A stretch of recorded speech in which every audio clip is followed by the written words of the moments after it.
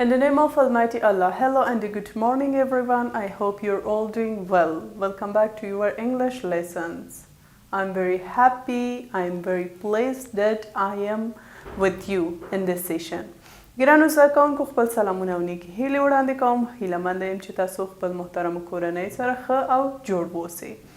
Dear student, in previous session we have finished Unit 13. In this session we are going to start Unit 14. In Unit 14 we will talk about the food, name of the different kinds of food. We will learn about them. So we are in lesson 1, page number 131 up to 133. We don't have any grammar point. We will study the book. Dear student, in first section there's food. Listen to your teacher and repeat. خپل ښوونکي ته غوږ ونیسئ او تکرار وکړئ. دلته مختلف انځورونه دي، البته د خوراک او څښاک په اړه. هغه شیان چې د خوړلو لپاره استفاده کیږي، د څښاک لپاره استفاده کیږي.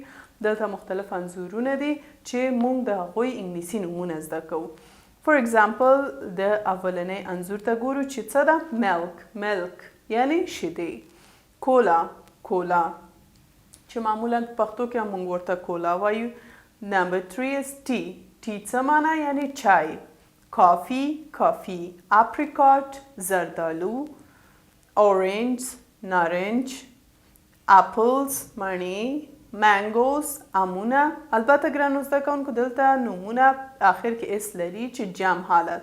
mango ام، mangoes امونه. apple مڼه، apples مڼې. همداسې orange او apricots هم جمع حالت لیکل شوی. eggplant څه معنا؟ تور بانجان. یو خو ټومیټو ده چې موږ رومیانو ته وایو، بل ګرانو زده کوونکو eggplant ده چې تور بانجان ته ویل کیږي. cauliflower ګوپي یا هم ګلپي. radish جمع حالت لري، مولی. beans لوبیا. What is your favorite food and drink؟ ستاسو د خوښې خواړه او څښاک څه دي؟ یعنی په خواړه کې کوم شیان خوښیږي او په څښاک کې کوم شیان خوښیږي. تاسو کولی شئ دلته ولیکئ. Look at the picture, place the item in the correct circle. انځورونو ته وګورئ او توکي په سمه دایره کې ځای په ځای کړئ. دلته دوه دایرې دي چې په یو کې فوډ او په بل کې ډرینک. نو دلته وګورئ کوم یو چې په فوډ کې راځي په فوډ کې پنسل سره ولیکئ او کوم یو چې په ډرینک کې راځي څښاک کې راځي په ډرینک کې ولیکئ. فور ایگزامپل اولنی انځور ملک ده. اوس ملک ګرانو زده کوونکو دا فوډ ده یا هم ډرینک ده، موږ څښو. د همدې لپاره په ډرینک کې ملک ولیکئ. همداسې کولا، ټي، کافي دا ټول په ډرینک کې راځي. بل apricot ده، orange، apples، mangoes، eggplant، cauliflower، radishes and beans په فوډ کې راځي. تاسو کولی شئ دا دلته ولیکئ. بله صفحه کې راځو. lesson 1 ده listening. one of your classmates needs something from the supermarket. تاسو یو همصنفي د سوپرمارکیټ نه یو څه ضرورت لري. need څه معنا یعنی ضرورت درلوده. Listen and complete the table. غوږ ونیسئ او دا ټیبل یې ډک کړئ. For example, name of the item. نو زموږ موضوع خواړه دی. مثلا دلته موږ وایو cauliflower ته ضرورت لري یا eggplant یا potato. یوازې دا نه، تاسو کولی شئ مختلف شیان ولیکئ. potatoes ته ضرورت لري.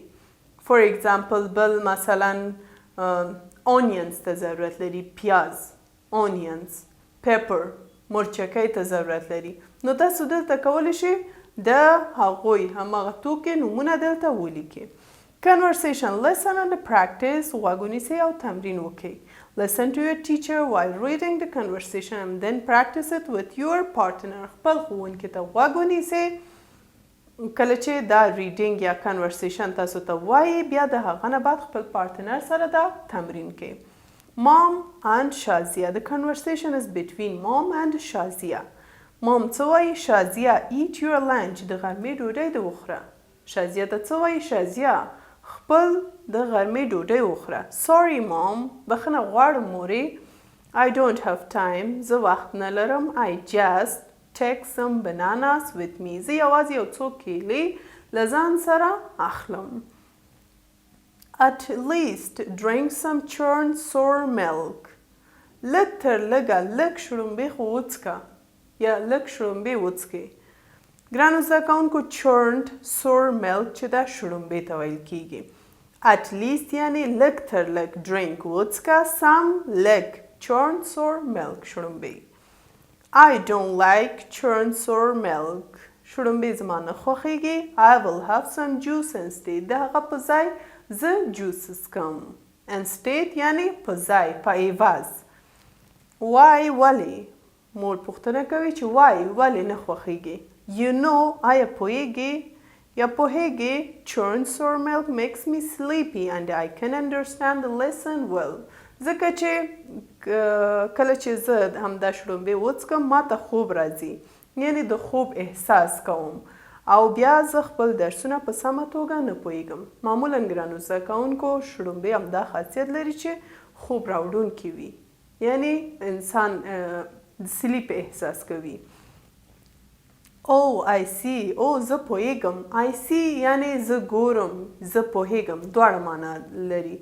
ځینې ځایونو کې کله چې مونږ وایو oh, I see زه ګورم او ځینې ځایونو کې بیا oh, I see یوازې هماغه I see زه پوهیږم معنا لري. دلته هم زه پوهیږم. Okay mom سمه ده mom یا مورې it is time to go to school bye. دا هغه وخت ده چې زه باید ښوونځی ته لاړ شم. بای خدای پامان. مام څه وایي بای and take care. خدای پامان او پاملرنه وکړه یا متوجه اوسه. خپل ځان ته متوجه اوسه. What kind of food you like or don't like why. کوم ډول خواړه ستاسو خوښیږي او کوم یو یې نه خوښیږي او دلیل یې څه ده why. دلیل هم غوښتي چې ولې ستاسو نه خوښیږي. مثلا دلته شازیه وویل چې زما شړومبې نه خوښیږي نو دلته بیا دلیل هم وویل چې ولې زما نه خوښیږي. تاسو هم کولی شئ دلته هغه څه چې ستاسو نه خوښیږي دلیل ولیکئ او همداسې څه چې خوښیږي هم دلیل ولیکئ. ګرامر ته راځو. countable noun. ګرانو زده کوونکو countable noun هغه اسمونو ته ویل کیږي چې د شمیرلو وړ وي چې دا تیرو جلساتو کې موږ ویلي وو. او uncountable nouns هغه نومونه چې د شمیرلو وړ نه وي. په countable noun کې singular او plural موږ لرو. singular مفرد او plural جمع. مګر بیا ګرانو زده کوونکو په uncountable noun کې موږ یوازې singular form لرو یعنی مفرد لیکل کیږي بیا جمع معنا هم لري ځکه چې نه شمیرل کیږي. د همدې لپاره جمع او مفرد دواړه یو رقم دي. For example an orange. orange نارنج. نو نارنج خو شمیرل کیږي دا countable noun دی. بیا د دې جمع حالت oranges په آخر کې es او ies مونږ اضافه کوو تر څو چې جمع ته تبدیل شي. نو دلته مثالونه چې لیکل شوی په دې کې اس او es اضافه شوی ies اضافه شوی نه ده. چې دا قواعد مونږ ویلي وو د دې بل قواعد انشاءالله بیا راتلونکي جلساتو کې یا هم راتلونکي کتاب کې بیا وایو. A carrot. carrot څه معنی ګرانو زده کوونکو؟ ګازر. carrots جمع حالت carrots. potato کچالو potatoes. an egg هګۍ eggs. mango ام mangoes. آخر کې es اضافه شو. بل uncountable noun هغه چې د شمیرلو وړ نه وي singular only singular form لري singular only. water اوبه. آیا مونږ کولی شو د دې څاڅکي حساب کو؟ نشو کولی. د همدې لپاره مونږ مفرد لپاره هم واټر استفاده کوو د جمع لپاره. د دې جمع حالت داسې نه ده چې مونږ وایو 2 ګیلاس او مثلا کله چې په انګلیسي کې وایو 2 glass of waters نه راځي. 1 ګیلاس اوبه ته هم واټر وایو 2 ګیلاس ته 20 ګیلاس ته ټولو ته مونږ واټر وایو. بل رایس وریجې رایسز مونږ نه لرو. میت غوښه میټس مونږ نه لرو. ملک شیدې ملکس نه لرو. چیز پنیر چیزز مونږ نه لرو.